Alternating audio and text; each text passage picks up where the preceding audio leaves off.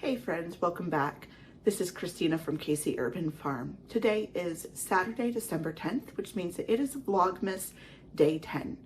I have just been doing some end of the year pantry prep and cleanup, and also pre-surgery food prep for meals for after my hysterectomy, which is this coming Tuesday. So let me show you where I'm at. So I had a bunch of canning jars up in the garage attic, and they got a little dusty, even though they were all brand new, still in the package. So I ran them through the dishwasher, and now I have them laid out on my cookie sheet. The lids have also been run through the dishwasher, and they're all laid out on a cookie sheet.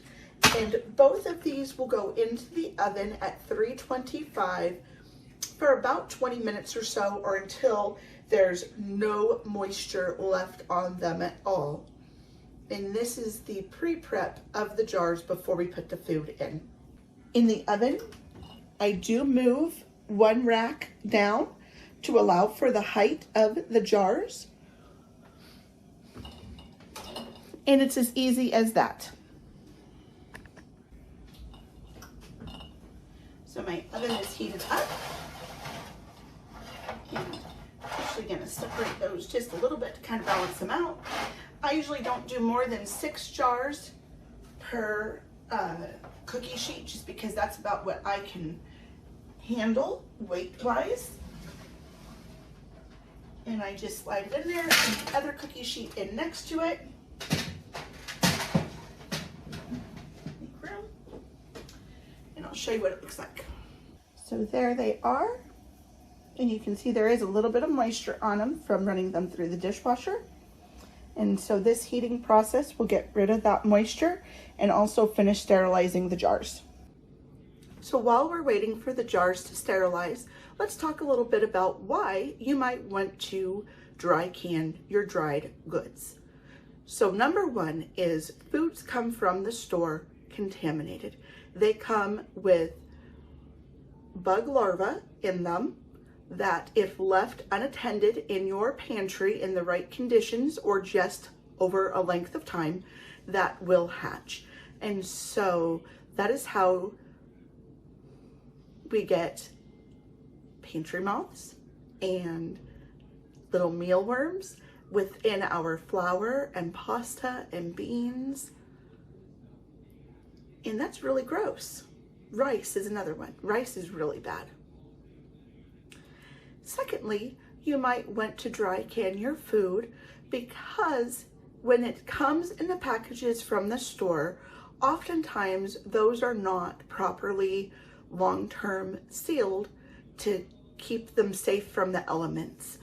Like if there's moisture in your house, or if you have a leaky roof or high humidity. So by putting them in the jars, rather than leaving them in the boxes or the flimsy bags that they come in, you are putting them in a container that is going to protect the food longer term and keep it away from those elements. So the third reason is that the shelf life of the food is extended. When left, again, in the packages that they come in from the store, their shelf life is only maybe a few months to a year at most.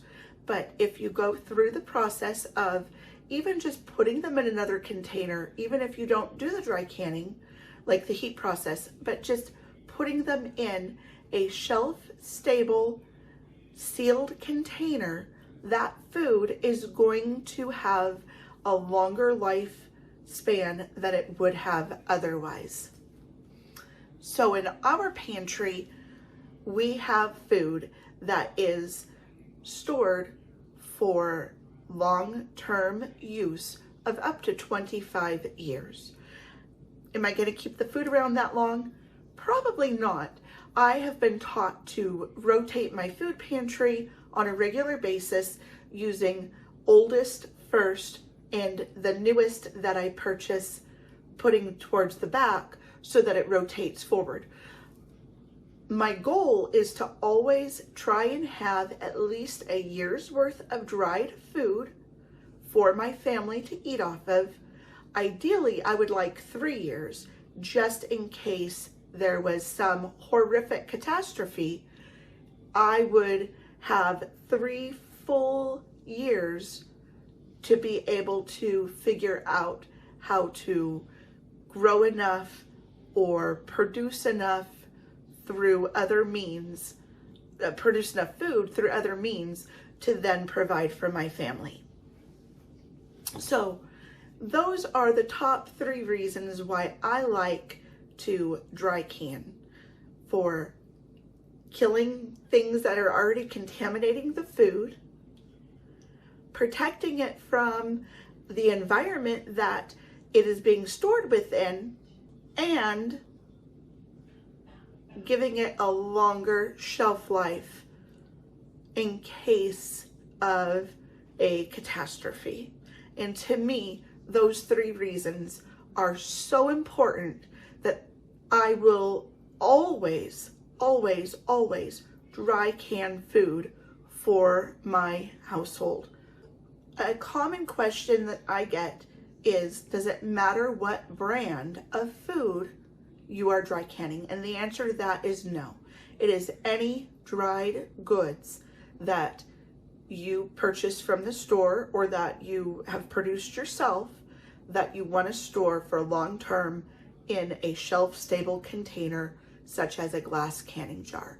So behind me, I have an assortment of beans from Walmart and from the Dollar Tree and from Desert Farms, which is the basically the Mormon pantry, the bishop's pantry. And I will talk about that more on another video. But I usually watch for deals, and that is what determines what dried goods I buy and in what size container or quantity. So I like to buy in bulk if possible, but I will buy the smaller bags like this when I see them marked down or at a really good deal at a discount store, such as Dollar Tree or Dollar General or any kind of closeout grocery store. And I do a lot of shopping at Walmart just because I also am an extreme couponer and I use a lot of online rebate apps. And so shopping at Walmart often does yield me the best deal on my dried goods. All right, the jars and lids have been in the oven at 225 for the last 20 minutes. Now I'm going to lift them out and show you the next step.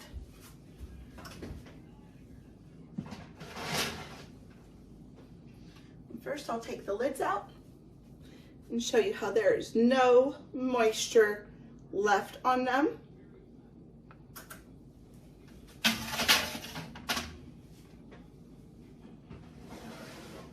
And next, our jars.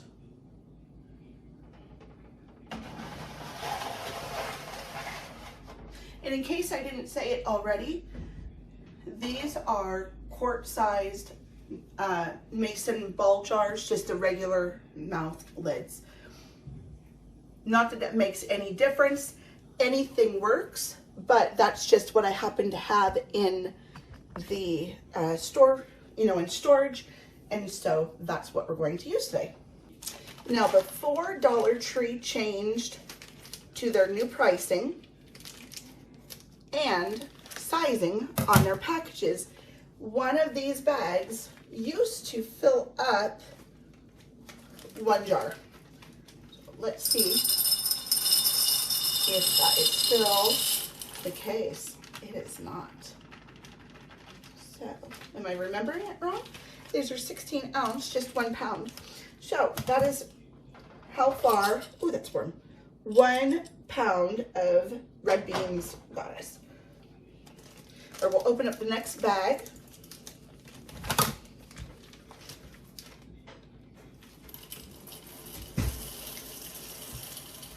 I believe the mail. Okay, so unlike in water bath or pressure canning, you do not have to leave headspace. You can fill up the jars all the way to the top. So that is the red beans. And this is what is left. And I'll show you what we're gonna do with any leftover beans from these bags as we do this.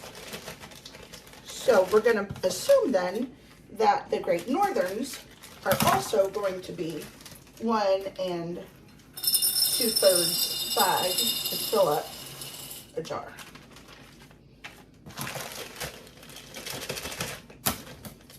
Or 1 1/2, I guess. I'm also being very careful to not touch inside the rim to reintroduce anything in that could cause contamination inside the jar. All right.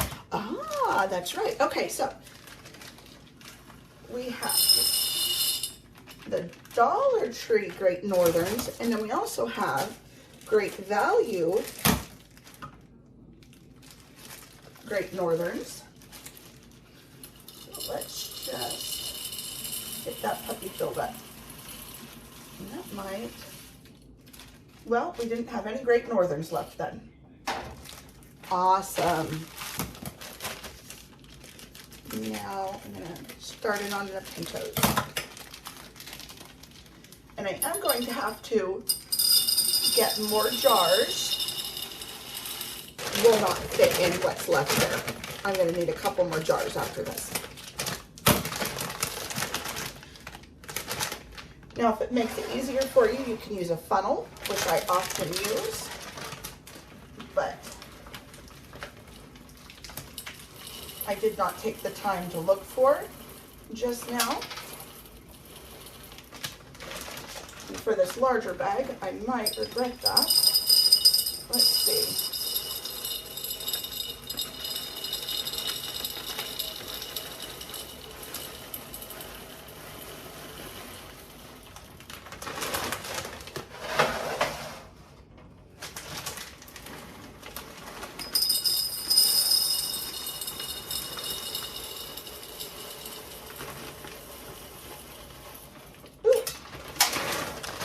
Overfilled.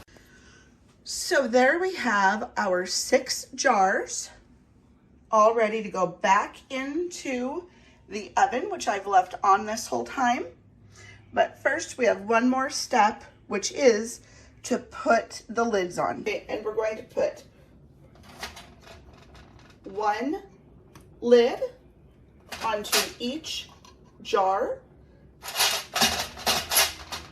being careful to not touch any of the rubber side at all.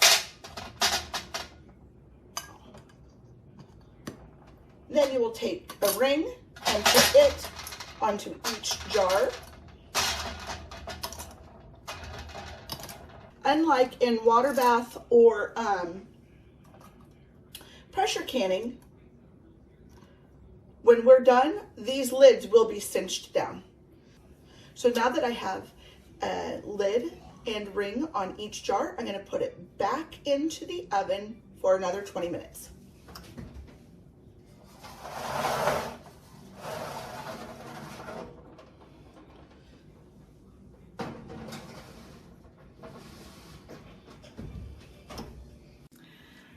All right, I'm going to show you one other trick that I have for when I am rotating multiple jars through the oven for dry canning. So I believe that I'm only going to need 3 more jars. So I have them on a cookie sheet. And I don't know if you can see how it's resting on that one. And then I slide it in there. And that is how I can get multiple cookie sheets in my oven, but also so that I can be repeating the process without having to wait for these jars to be done. Okay, now they're going to be hot. So I'm going to very quickly, I'm just going to do it with this, straighten up the lid. and tighten each one down as tight as I can get it. This is not like with water bath or pressure canning, where you do not want to tighten it down. You let it seal on its own. This, you can tighten it down as tight as you want.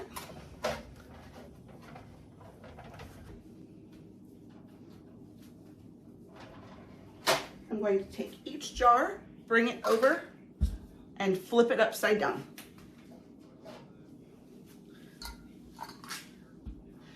This is a trick that you do in water bath canning. You do not have to do it with dry canning, but it's one that I do like to do to ensure an extra tight seal, just in case I messed up someplace along the way. So here's one more way that it is different from water bath and pressure canning. In water bath and pressure canning, you do not want to leave the rings on. You want to remove them so that if something has occurred during the process, that seal can pop and that you are aware of it and know to not eat that food. We don't need to worry about this. This is all dried foods, and we're going to inspect it before we eat it anyways. So we leave the lids and the rings on to ensure that the seal does stay and that moisture does not get in. So now the final step to this is to make sure that everything is properly labeled. Here's one trick that you can do if you are just doing like a few bags and you want to have all of the information from that on your jars without having to make labels. You can take scissors and the package that it came in, and you can cut out any pertinent information and just tape it onto the jar with some packing tape. One bag of black-eyed peas, some split peas that got opened and then never put in a jar, not good, and then the rest of the kidney beans. So when this happens, you can make your own 7-bean, 16-bean, 3-bean, however many bean soup mix, and have it on your shelf all mixed and ready to go. So let's put the kidneys in. Let's open up the black-eyed peas.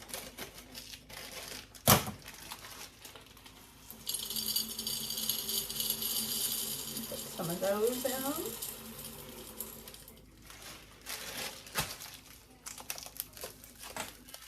And then the split peas.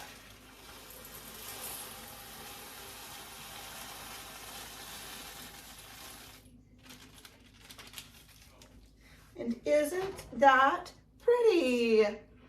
Then you can shake it up, mix it up, leave it like that to be pretty on the shelf, whatever your desire is. So now we're going to get the labels on these and have them ready to go out to the pantry.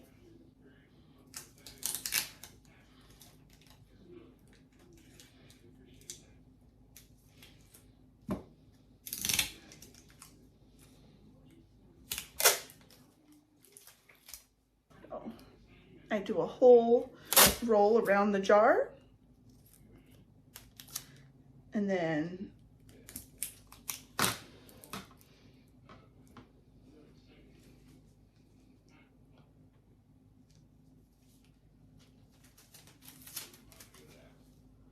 so red kidney beans, so I just pick which side of the jar I want that on, get it ready. Start bringing it around. Then I put my cooking directions on the back side and bring that back around. And voila, red kidney beans with the instructions, all dry canned and ready to be on your pantry shelf for as many years as you think that needs to be there. Aren't they beautiful? I just absolutely love dry canning. Thank you all so much as I showed you how I dry canned beans. Hopefully you've learned something, and if you have any questions, please always put them in the comments below and I will do my best to answer them. Happy Saturday, everyone. Be safe. We'll talk to you next time. Bye.